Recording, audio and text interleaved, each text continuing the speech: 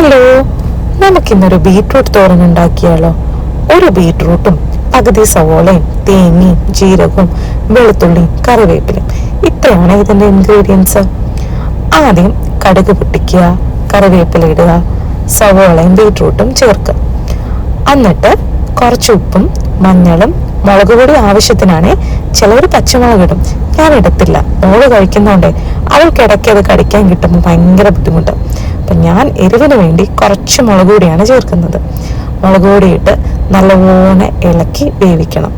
അത് കഴിഞ്ഞിട്ട് നമ്മുടെ തേങ്ങയും ജീരകവും വെളുത്തുള്ളിയും ചതച്ച് ചേർത്ത് ഒരു 10-15 മിനിറ്റ് വേവിച്ചതിന് ശേഷം സെർവ് ചെയ്യാം.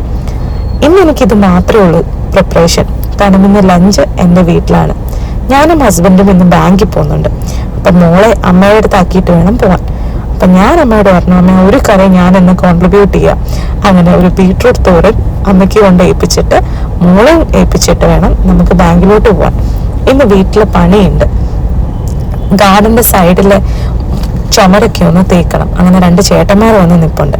അങ്ങനെ ബാങ്കിൽ പോയി ചേട്ടന്മാർക്കുള്ള കാശൊക്കെ കൊടുത്ത് വീട്ടിൽ പോയി ഫുഡും കഴിച്ച് മോളെ എടുക്കണം. അപ്പോൾ ഒന്ന് വീഡിയോ കണ്ടോളൂ.